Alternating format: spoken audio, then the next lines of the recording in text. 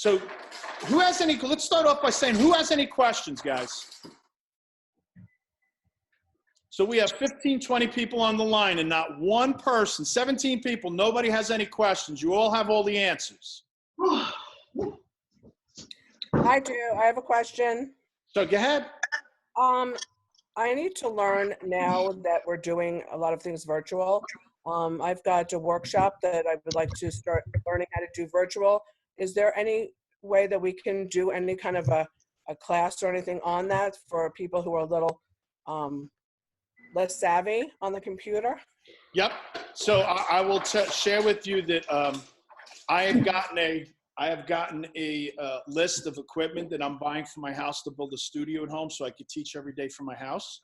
I can choose to do it from an office or my house, doesn't matter. However, I'm choosing to do it in a spare bedroom. So as soon as that is up and running, instead of me broadcasting right here from my living room, you will get that from one of my spare bedrooms in the studio, and I'll have all of that set up. One of the things I can tell you, the most important thing is your internet speed. So Deborah, I'm going to say that your internet speed and your camera is probably not the best of quality. You appear pixelated. That's the camera that you have, so that's important. And the internet, because there's a delay between your speech and the audio and the video on your picture. So you can go to speedtest.net, I think it is. Yes, speedtest.net to test your audio. That will test your downloading speed and your uploading speed. You should have a minimum of 200 megahertz of download and 20 of upload. A minimum if you're going to broadcast from home and do any classes from home. So when I did mine last night, my wireless was 236 megahertz and 22 for uploading, 236 for downloading. And guess what happened when I hardwired? When I plugged into the Ethernet router, it went up to 430. It doubled the speed. So right now, what you're seeing is Wi-Fi, wireless. So once my studio's built, it'll be all done, hooked up through my router, hardwired, and it will be picture perfect, guys. I already went through that last night. That I can help you with right now. So check your speed of your internet, and you can do it on Wi-Fi, on your wireless, and then hardwire. So, and this is all the stuff that's being taught to me as a MAPS coach. So don't look at me and say, oh my God, he's so tech savvy. I'm learning just like you are. It's learn as you go, right? Yeah. So great question, Deborah. What other questions do you have? Rich, can I just ask one on behalf of our agents? Sure. So statistically speaking, agents who are in the market right now are less than 5 years licensed in the business, meaning that 80% of the agents who are active right now were not in our last shift. Right.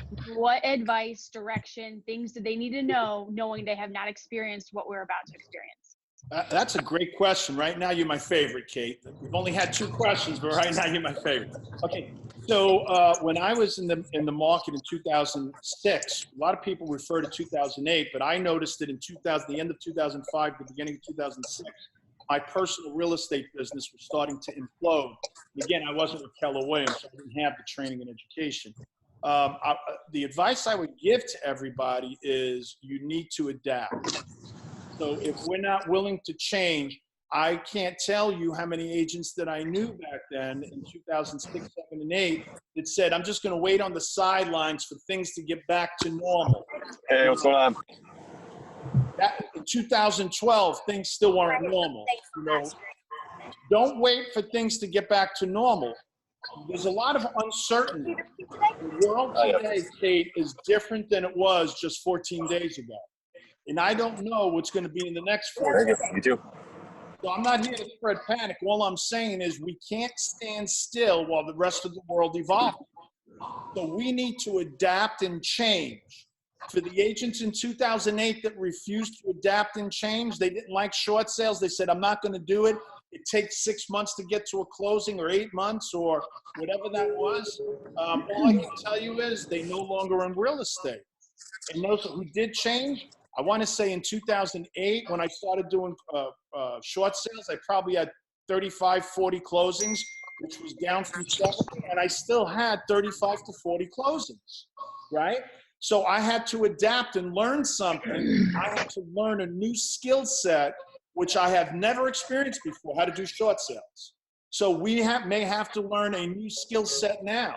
Maybe that skill set is how to do virtual open houses or virtual showings, or I don't know. All I can say is we have got to be open-minded to change. Now is our opportunity to grow and adapt. That would be my best advice. Great question, by the way. Yes. Rich, this is Susan Garrett. I don't know, can you see me or hear I me? see you perfectly. You look beautiful today. Oh, thank you. Here's my question. I just had a house under contract. The people got cold feet because of everything that's going on. Hold on And one they second, canceled the Susan. contract. Can everybody just mute so we can just hear Susan? And as you want to ask questions, you can unmute yourself. There's a lot of background noise. Thank you, Patty. So if we can get rid of all the background, that would be great. Rich, if you're the host, you can mute everybody. Yep, let me figure out where that's from. So go ahead, Susan. Okay, so I had a customer, we had a house under contract. They got nervous because of everything that's going on, and so they canceled the contract. Now we were within our inspection period, and the seller was understanding enough that he released the escrow. However, we had not had any inspections yet.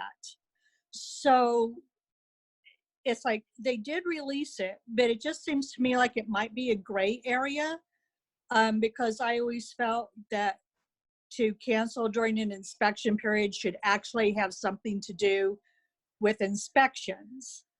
I'd like your thoughts on this. Sure. So what you're asking is a legal question, and I'm not an attorney, so I have to disclose that first. That's always my first thing. So as a real estate broker, I don't believe it's actually necessary to have an inspection to cancel because of the inspection period. You can cancel for any reason so long as you're within the inspection period. And even by doing so, Susan, the seller does not, even though the right thing to do, the law, and again, I'm not an attorney, what I've heard from attorneys is when you cancel during the inspection period, they have to give you back your escrow. Well, what if the seller says no? Even though the buyer's within their rights, the seller can still say no and then tie up that escrow by doing the wrong thing as opposed to the right thing. So you still can have issues. And to answer your question, you can cancel for any reason during the inspection period, even if they haven't done an inspection, if they're getting cold feet. Okay, I just have a feeling that might be coming up a lot lately. It possibly may be the new wave that's going to happen. Yes, yeah. I do believe. Okay, that. Great thank question. You. Who's next? Who's got questions? Nobody has questions?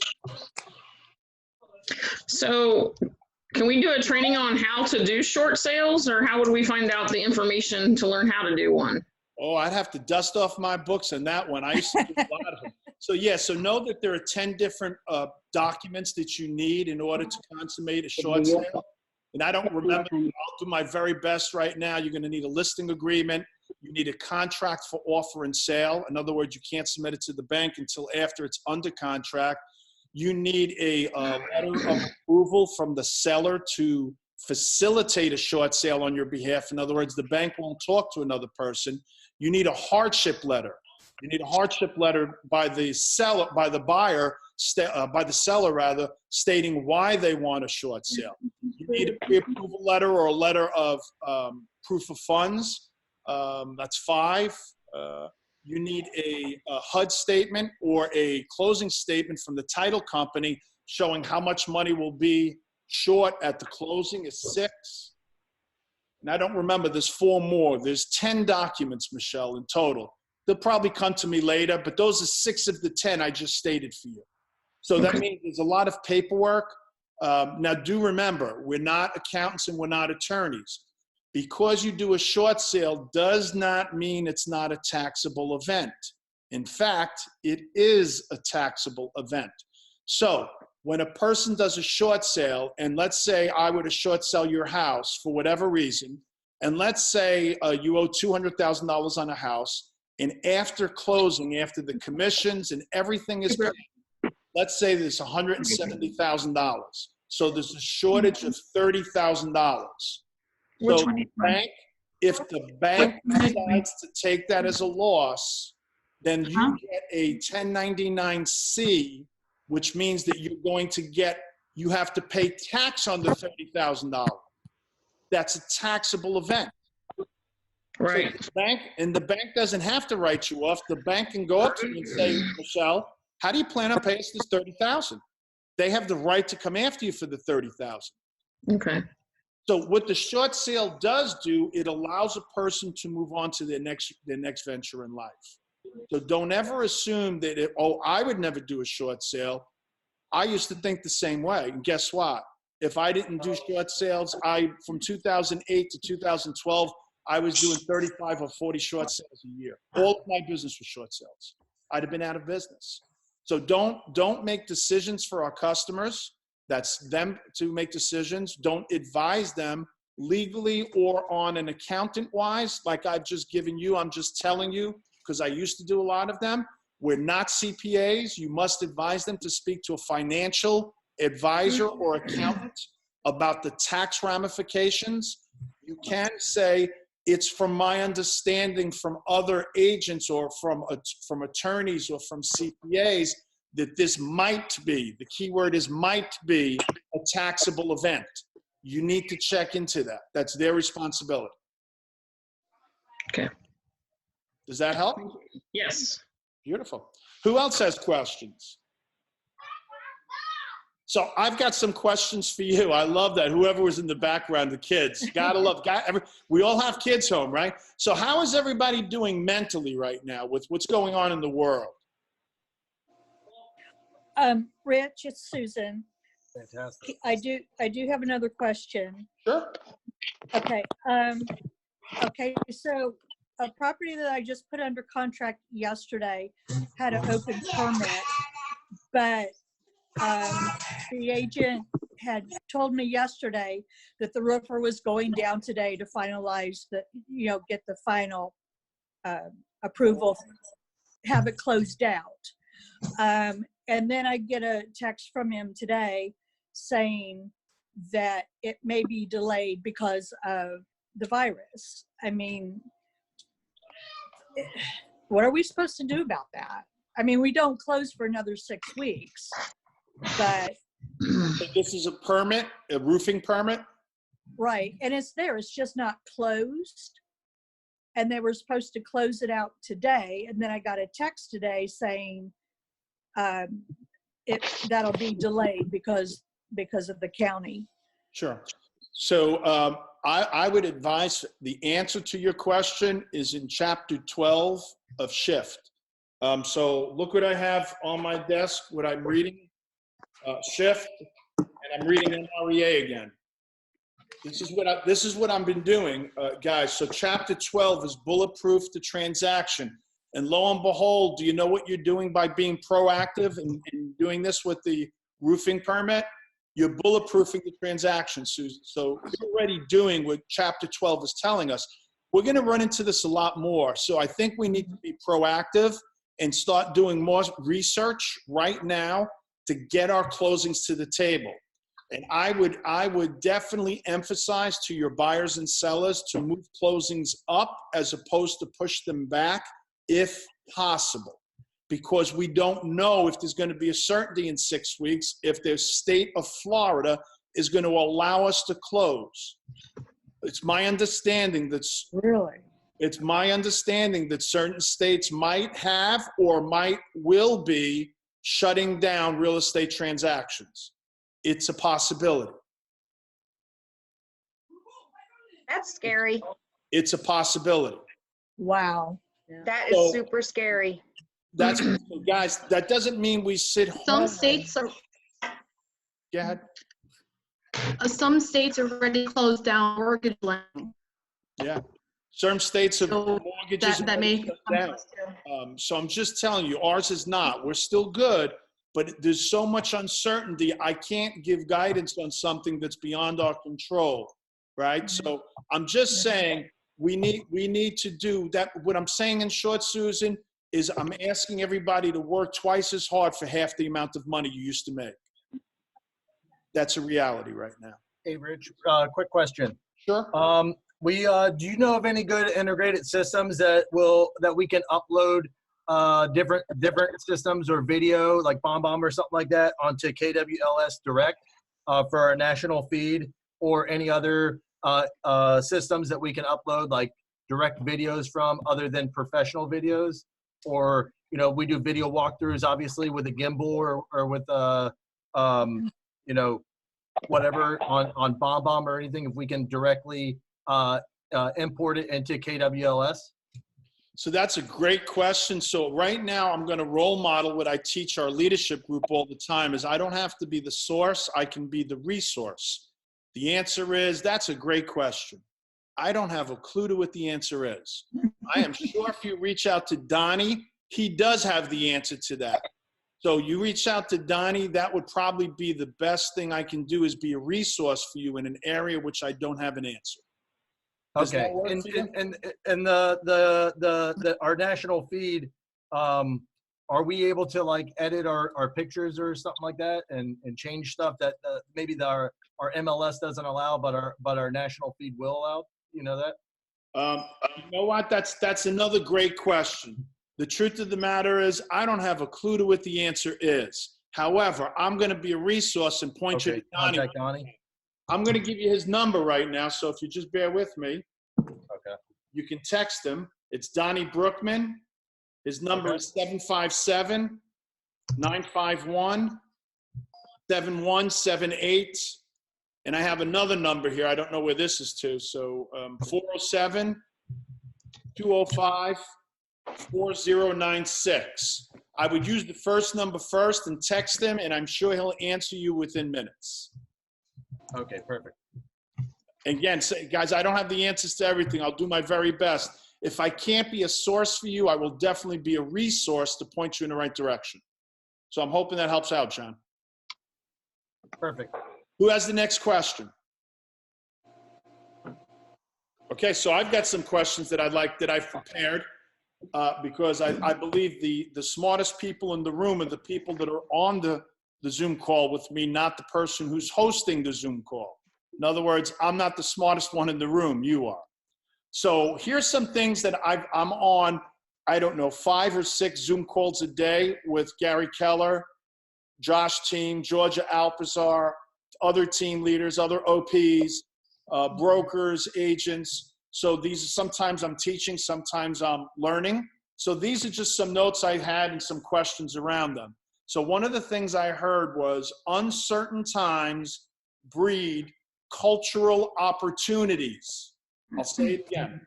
Uncertain times breed cultural opportunities.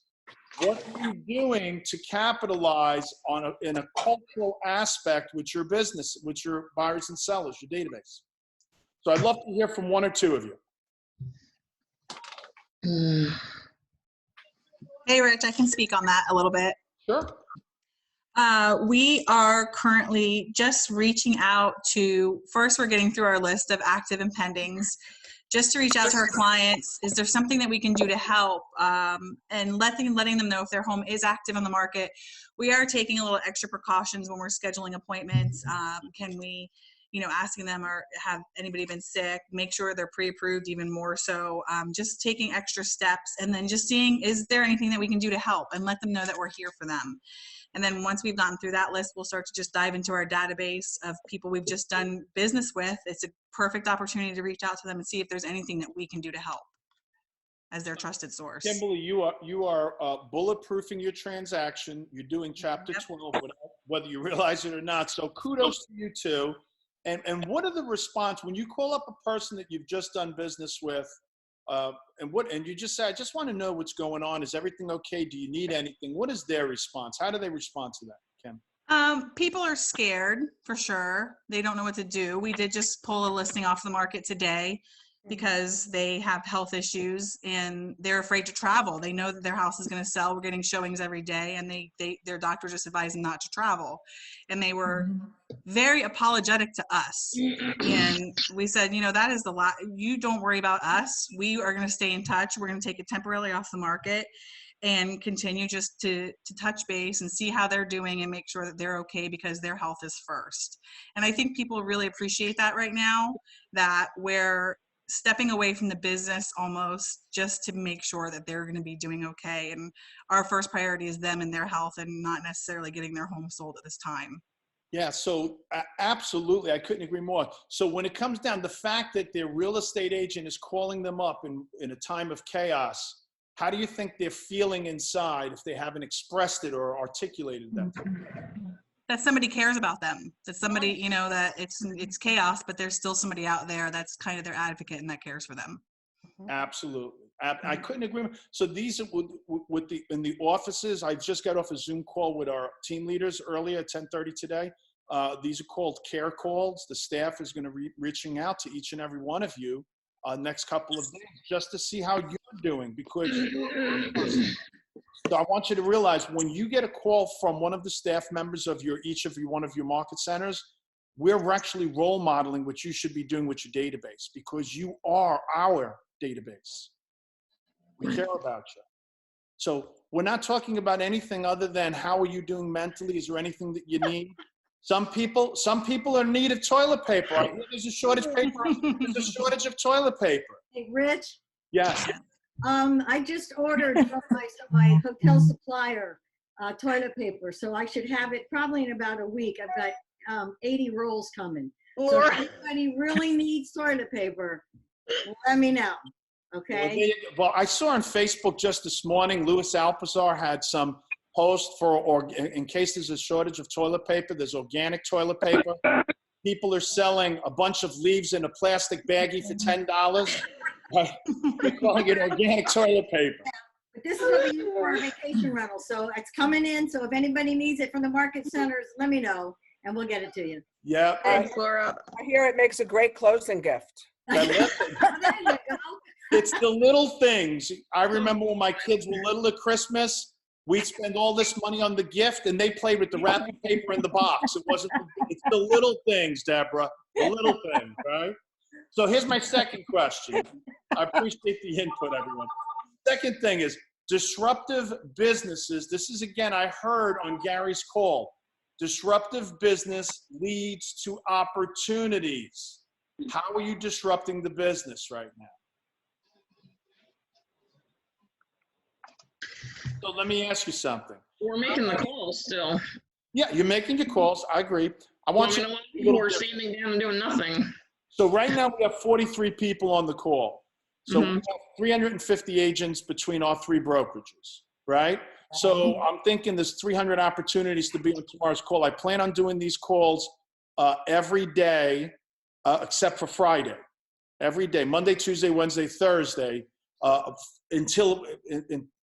ongoing until something else changes. This is going to be our forum where you have questions, problems, broker questions, scenarios, script and role play, anything you want to discuss. So one of the things, is this just limited to Keller Williams? Jim, what do you think? No. In other words, No, sir. It is agents, if you have friends at other brokerages, do you think their brokerages are doing this? Probably not. I hope they are. Probably not. If they need to have a forum to express some stress, frustrations, or get advice or something, get your people on this line. Give out the Zoom link, right? It's my phone number. The Zoom link, in case you didn't know, is my cell phone number. Let them and get people on here. I promise you one thing's not going to happen. We're not going to recruit. My goal is to help the industry move forward, guys, and that's what we need to do. That's a disruptive force in itself, because right now, I'm going to just speed dial this. Right now, Gary says in Shift that we need to cut our expenses. You need to cut your expenses. That's the most important thing. Here's the exclusion. Training and coaching, you should double down. I'll say it again. This is right from Gary. Training and coaching, you need to double down. So one of the things that I did this morning, I went over my expenses. I'll just share with you. I made a list of all my personal expenses, all my business expenses, and all my rental property expenses. So if this isn't something you've done already, you need to do it today. Guys, you need to do it. You need to write them down, and you need to go over your expenses, and you need to see, categorize them. Is it a luxury or is it a necessity? Necessities you keep, luxuries you either negotiate or get rid of. Does everybody understand that? And here's when we're talking about expenses, there's an acronym. I mean, with Keller Williams, right? We have acronyms for everything. KRONC. So if you don't have a pen, grab one. KRONC. KRONC. K is for if you're going to keep the expense. In other words, it's non-negotiable. R is if you're going to replace the expense. In other words, if you have something and you can replace it with something cheaper, less expensive. O is if you're going to offset it. Instead of advertising and, buying leads from Zillow, how about if you just went into your Lead Accelerator and cut your expenses by 90%? Because that's what Lead Accelerator will do for you. Negotiate. Negotiate. So, or can you negotiate an expense? And then C is for cut. We're just going to get rid of it. So KRONC, keep, replace, offset, negotiate, or cut. Guys, you need to look at your expenses tight.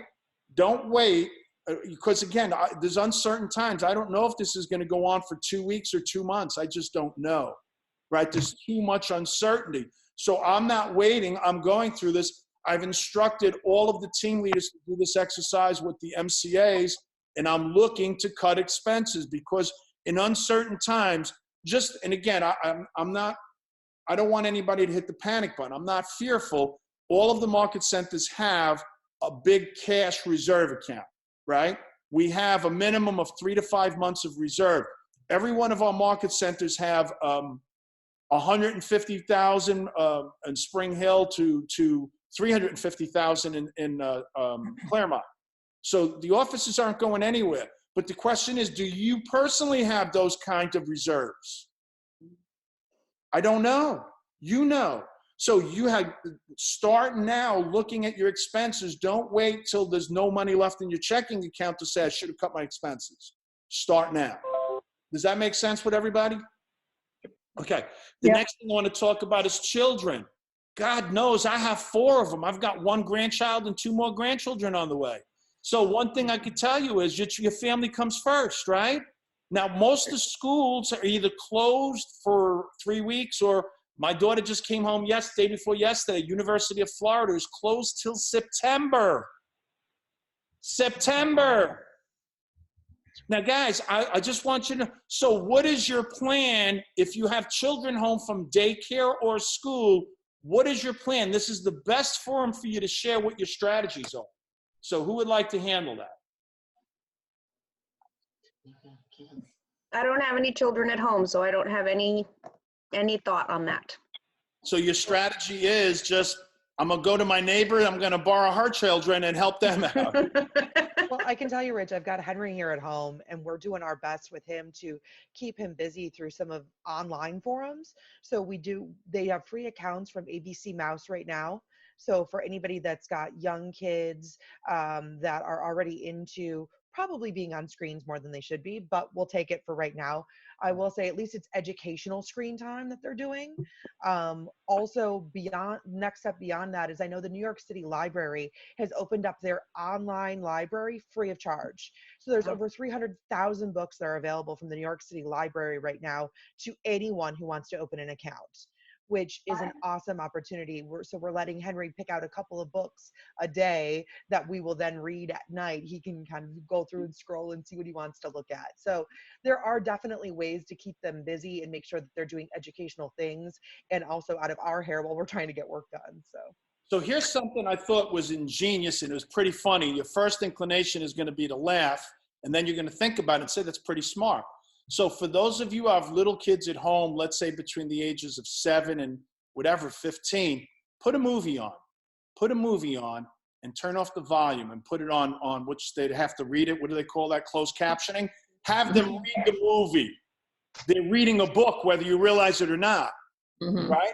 So there's no volume on. Force them to read the movie and sit in front of a movie, whatever. If it's Disney, I don't care what the movie is, an appropriate movie, and have them read the closed caption, right? So at least you got them reading. You've got them doing their education. So when I first heard that, I was hysterical, and I said, you know what? That's pretty ingenious. So love that. Next thing up is, guys, communicate. Communicate, communicate, communicate. There's no such thing as over communication. That's why I said I'm going to do one of these every single day to help communicate with you. So when I talk about communicate, first and foremost, communicate with your family, your loved ones, your spouse, significant other, or children. Communicate with them what's going on in the world. Make sure you're on the same wavelength. It's very easy for one person, God bless you, it's very easy for one person to be high-minded, say, oh, this is just going to fly by night, and the next one is in panic mode. We're all different people. Guys, we have to provide a certain level of comfort for each other. So the first thing I'm going to suggest is communicate with your family. Next, I'm going to say communicate with your team. Many of you are rainmakers on teams, or your staff members or leadership. Guys, you can never over-communicate. I am texting, communicating, calling, Zooming in with my leadership team, I don't know, 4 or 5 times a day. You guys need to communicate with your team and also with your peers. Guys, you need to communicate with your peers. What's working, what's not working. If you're feeling stressed, you need to let your team leader or MCA know if we need to jump in and help you in any way, shape, or form, mentally, physically, financially, whatever. Guys, we're here to help, right? So we need to communicate. I think that's so important. If we break down the lines of communication, stop communicating with one another, I will tell you that the amount of fear and stress will grow when we cut the lines of communication. By the mere fact that there's 43 of us on this call right now, we're opening communication. I can rest assured that the people on this line are feeling just a little bit better. We're not the only ones in this. This is worldwide, guys. This is not a Florida thing. This is not a Lake County or what county are we in, Jim? Hernando? Citrus County. This is a worldwide pandemic, right? So we've got to communicate. Next thing I'm going to do is this is, again, something I got from Gary a long time ago. I haven't heard him say it recently, but he will, I promise you. So one of the things he's always taught us as a coach is what are you communicating to your people that you're coaching? Are they preparing for the market that they're in, or are they preparing for the market they're entering? Now, for the last 8 years, we have been in one of the best markets known to mankind. Probably only the second best to like 1998 to 2005. That was probably the best market. This is probably the second best market. Now, if your still mindset is, oh my God, multiple offers, shortage of listings, business is booming, all I need to do is get buyer leads, well, then you're preparing for the wrong market. Because that was 2 weeks ago. We have entered uncharted territory. Every time Gary said this, are you preparing for the market that you're in or the one you're about to enter? I can't help but think that one sentence, that strategy, will play a major force moving forward. You had better be prepared to enter the market we are entering, to play and think along those guys. The game of real estate has new rules. They've changed the rules. What worked yesterday probably will not work today. So what does that mean about change? We need to adapt, guys. Change. We're in it right now. I know that we're all creatures of habit, and if we don't let go of yesterday and move on to what's happening today and tomorrow, we're gonna get kind of lost in this thing called real estate. Does that make sense? And if you want to be the very best provider for your family in uncertain times, that means you're going to have to be uncomfortable doing things that you didn't like doing yesterday. Well, today you have to do that. That's the message you need to hear. We may have to work twice as hard for less money. I don't know. The question is, what are you willing to do? Are you willing to work twice as many hours or twice as hard for less or the same pay? The Because if you're not, my guess is you had better have a large reserve of cash. Because if you're going to sit on the sidelines and this thing prolongs for more than 2 months or more than a month or two, oh my God, this could be detrimental. This will eat away your life savings. Some of us may wind up with, losing our homes. Can everybody just put it on? If you're not going to speak, I'm just going to put everybody on mute. When you want to speak, please just chime in, guys. I just muted everybody, so if you want to speak, just unmute yourself. Feel free. So make sure you're preparing for the market that we're entering, and every day we'll give you more. I'll give you more up-to-date information when I'm hearing from Gary and everybody else. And the last question goes to Jim Hand because he's the one that asked it. He asked it on our earlier call. So this is kudos to Jim. Look at that big smile. So I got that from Gary Keller. He snuck it in on his live stream towards the end there. So we all know we're entering a bunch of a market, and there's just a ton of uncertainty coming forward. So this isn't going to last forever. So the question was, what do we want our business to look like at the end of this? And then are we taking the actions to make sure it becomes reality? I think that's a brilliant question, Jim. So you didn't have to give credit to Gary Keller. I was giving credit to you. Right? Yeah. So when this all comes out at the end of this, what is chaos is going to spit real estate out in 2 weeks, 2 months, I don't know how long. And it's going to be actually different than we know it today. There's no doubt about that, guys. So Jim's question is, what do you want your business to look like? Here's what I can tell you. This is a shift in the market, one that we've never experienced. We've been through shifts before. Usually they're because of economic factors. This is because of a health or a variable that are going to cause economic factors. Does that make sense? So this is just a little bit different, and yet it's the same thing. It's a shift. It's a shift. And in any shift, I can tell you this: the rich get richer, the poor get poorer. You need to make the decision which one you want to be, right? Because poor people are unwilling to change. They're unwilling to adapt. They're unwilling to feel uncomfortable. They're unwilling to learn new skill sets, so they stay stagnant. They're complacent. That's why they're poor. Wealthy people do the things that no one else is willing to do. Wealthy people are willing to change. They ask questions of themselves every day, such as, who do I have to become today in order to lead my troops or to live the life that my family desires? These are the questions you need to ask yourself today, and then tomorrow, and every day afterwards. You need to change the way you're thinking, because when you do, all of a sudden, an opportunity will be born. You'll start seeing all of this chaos no longer as chaos and as an opportunity, maybe to take market share from the top agent in wherever your geographic farm is, or in your market share in your market center. Because most people right now are going to sit home and say, I'm going to ride this out. And I think that most people would be making the biggest mistake of their life by doing so. This is your time to double down. Gary says no less than 4 hours a day lead gen.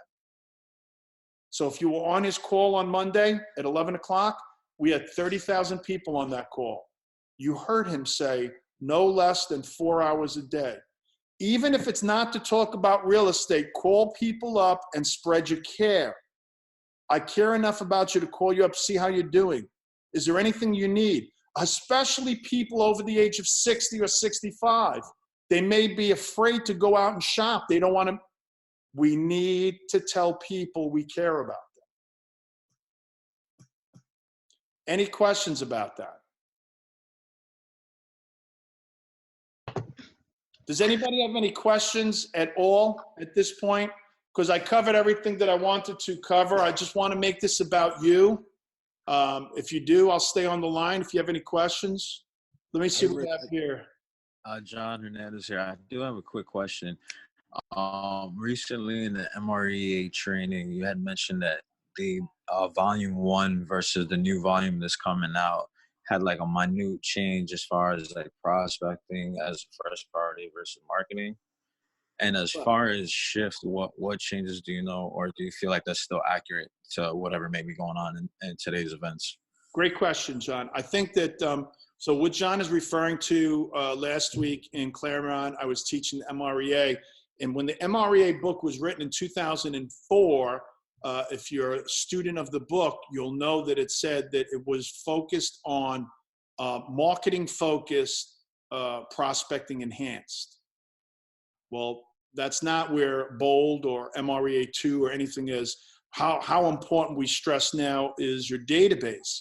So things have changed in that respect, that it's focused, it's prospecting focused now, marketing enhanced. So in other words, the basis for real estate today is the context, personal relationships, and then we enhance our business through marketing, right? Person-to-person marketing.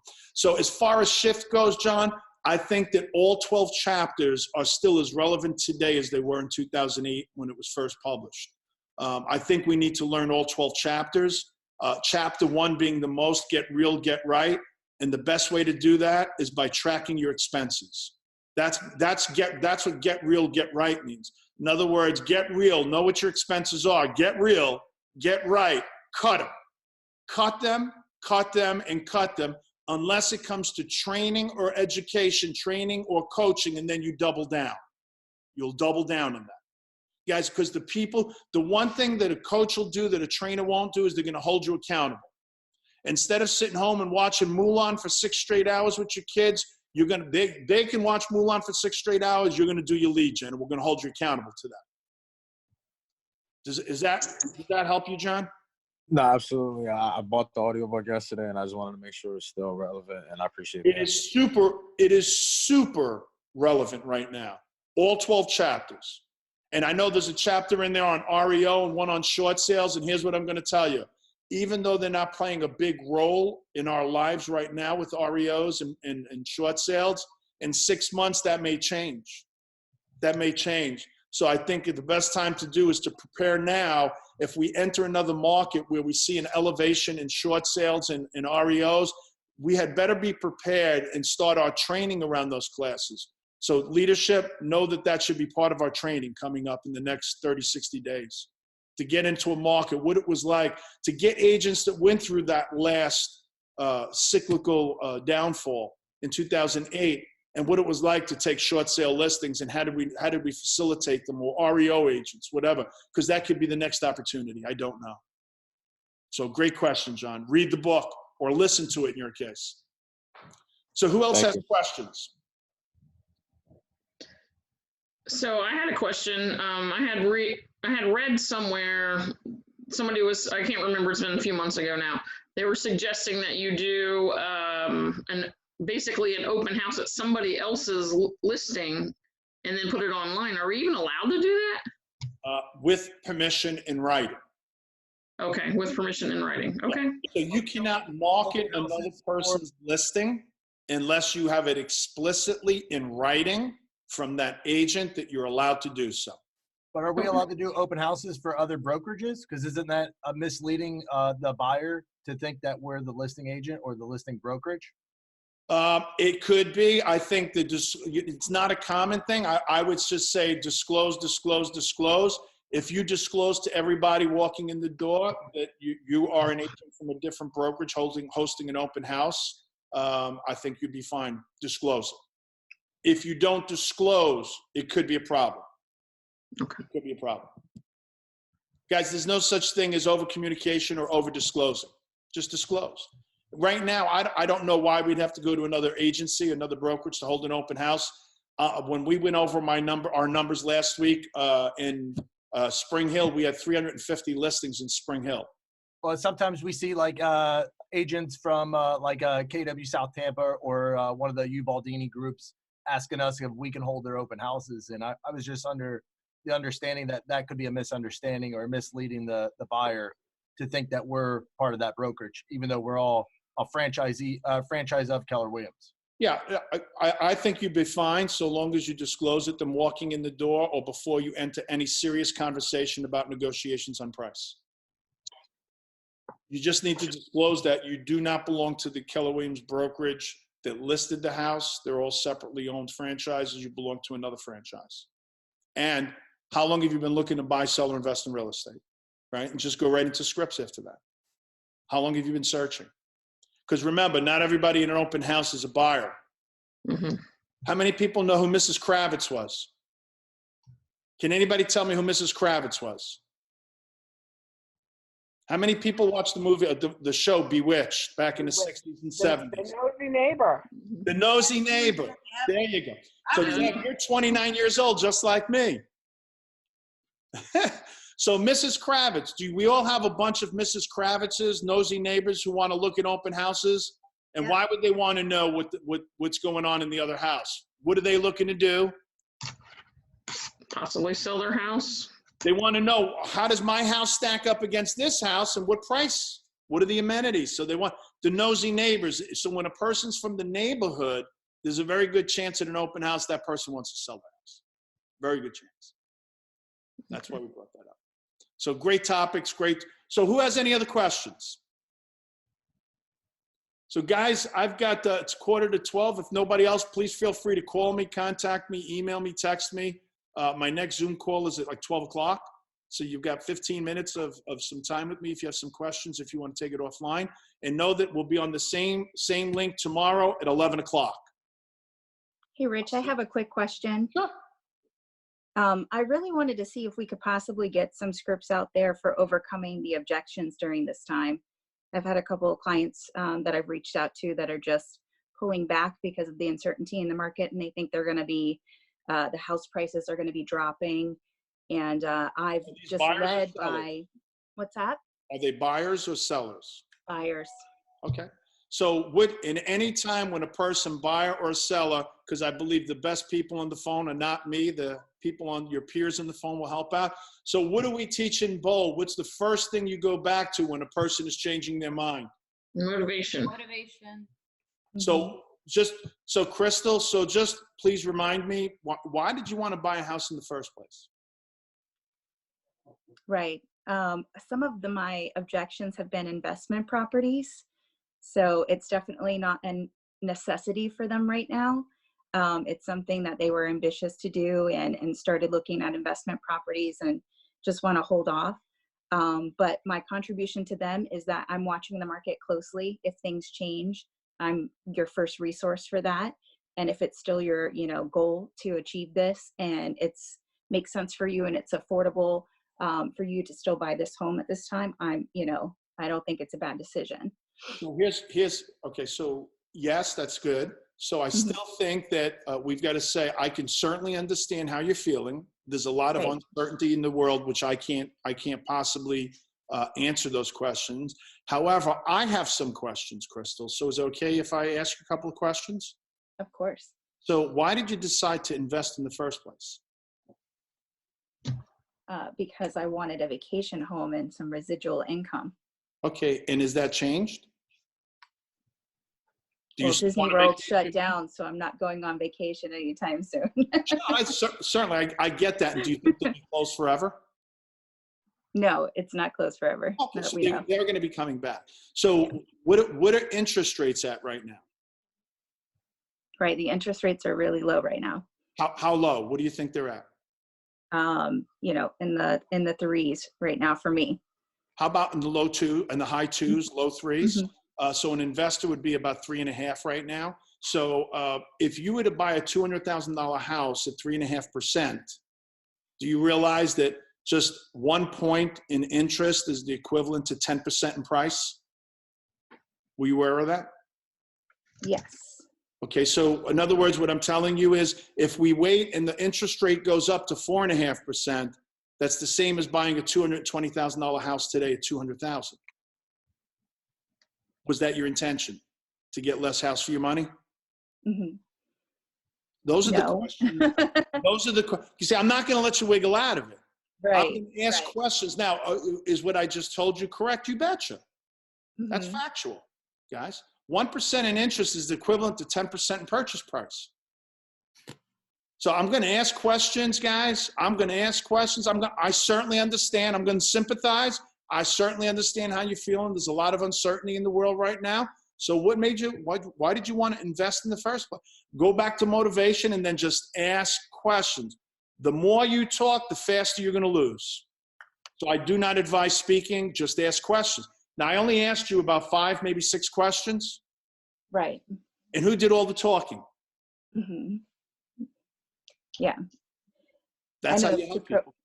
to continue to point out the pros of still buying in this market, and there may Interesting. be a little bit less competition too, with some people also, you know, backing out because their motivations may be changing right now. So, so I think it's a good time, but yeah, I just really want to brush up on those scripts because I don't want that to be something that continues to impact the business going in. Sure, I love that. So my suggestion would be, and I love where you're coming from, my suggestion would be not so much to brush up on the scripts as they ought to brush up on the questions. Got it. And one thing I was going to say, Rich, is that I'm also, it's not a question, it's more a statement, is that I've been staying in contact with all my lenders, not only to find out what rates are at now, but if they pre-approved people 2 weeks ago at 3.25 or 3.5, and now, you know, last week it went up to 4.75. Now, obviously, you just talked about that changes the percent of the home by 10%, but is that going to push them out of their, is it going to push them into a different DTI that they can afford? Absolutely. Is that going to change the payment?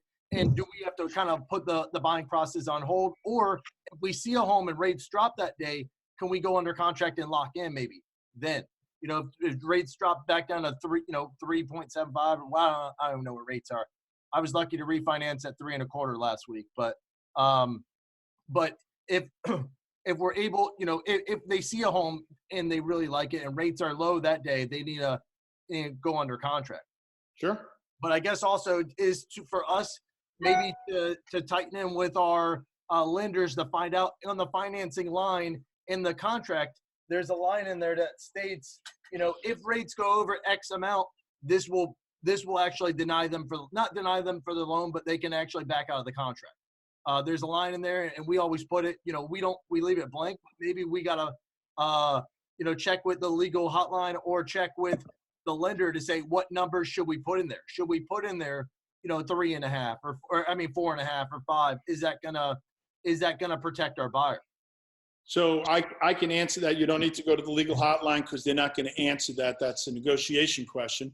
So you should never leave any line on a sales contract blank. Every single line should be filled out always. So when it comes to the finance clause, John, so if interest rates are at right now, a 30-year fixed is probably at about 3.25%. You probably put it in 4.5 if they rise above 4.5, right? And you don't want to cut it too short because you don't want to shoot yourself in the foot. Yeah, but you also don't want to put 6 and then. Well, yeah, I don't know. I would go about 1.25, 1.5 over what the going rate. I do too. Rich, years ago, I was told to put in the word market, because that way, whatever the market is at the time, that way you've got, you know, your buyer is going to be in the deal. I mean, because whatever the market is if you put in a number and then it exceeds that, then you've got issues. But if you just put in the word market, then you're covered. But market changed by 1%. I think the word market will get you in a lawsuit. You think? All right, I'll change that. Because I think what happens when you put the word market and something happens, catastrophic event in the world, possibly like we're seeing, and let's say that would affect oil prices adversely or interest rates, and they go up 1 point or 2 points in the course from one day to the other. If you put market and they were at 3.25 and tomorrow they go up to 6% for some crazy reason, which I can't think of, then you didn't protect your buyer. I'm thinking the buyer may say, why did you put market in there? Why didn't you put 4%? Why didn't you put 5%? That's from my old broker. Okay, I'll change that in. I'll change that in my class too. Yeah. Mm-hmm. I would definitely put in, you know, about 1.5 points more than whatever the rate is. Or also I check with the lender and I find out what number that they think, you know, what number is going to deny them for the loan, or what number is it going to be physically possible for them to be able to afford. Yep. Well, even if it is too high, then they'll get a letter of declination from the mortgage broker, and so long it's in line with the finance agreement, they'll be able to back out on the finance clause if their DTI is too high. I agree. Did everybody find value in this today? Yes. Yes. Did you feel a little more Absolutely. comfort knowing that you know, we're going to be okay, guys? We just need to stay together as a team. And you understand the difference between a group and a team, right? We have the same vision, we have the same values, and we all move together as one and communicate. So I'm in dialogue with our leadership teams all day long, your team leaders, MCA staff members. I'm going through the team leaders, then they're going through the MCAs and staff, and hopefully it's all trickling down to the agents, the people that we care about most, because that's how you're on this call. I didn't even put out an email, the staff did, right? I just told them what I wanted to do. My vision was to help you, and whatever it is, right? So I'm here for you. We are here for you, not just me, your staff too, Hey, right? Rich? The whole leadership team is here for you. Rich, Yes. can you hear me? Yeah. Crystal, I don't know if Crystal, are you on the Bold Facebook page by any chance? No, not yet. Okay. Well, because the girl, somebody put a really great thing on there today. I don't know, being that it's the Bold Facebook page, I probably can't share it. You can But share it was, I can share it. Okay, I'll send it to the market centers, but it has some scripts for what's going on now that you can, you know, adjust for other things, but all about open houses and scripts to handle objections. And I sent it to my team this morning, but I'll send it to Jim, and then Jim can distribute it. And Patty, just add on to that also, Patty and Crystal and everyone else on the call, tomorrow at 12:30 on KW Connect, Pat Mancuso is doing a live stream on how to handle objections also. So that may be something. What time is that one on, at 12:30? It's on 12:30 our time. That's correct. Yeah, tomorrow. So one last thing I'd like to address, Yvonne. I know that I'm just reading your message from before. This is a very emotional time, guys. So we need to be there for one another, right? Don't assume like because one person's emotionally destroyed over this and one person's not. Guys, we need to know our audience and respect each and every one of us. So if somebody's feeling stressed or frustrated, please, please, please reach out to your team leader, reach out to me. We are here to help you. This is an emotionally stressful time for each and every one of us. And how we respond to times of chaos will determine how we come out at the end. And there's no doubt in my mind we have the right leadership in Gary and Josh, right? And Georgia Alpazar, leading the way, Jason Abrams, who are going to get us through this through training, education, and coaching. So, and that's what my goal is in this forum, is for training and to coach you guys to help you in any way that I know possible. So with that, I'm going to say I'll see everybody tomorrow. And Jim, you'll probably be speaking to me in 20 minutes. Yes, sir. All right, guys. Take care, everyone. Bye-bye. Bye. Thank you. Thanks, Rich. Take care.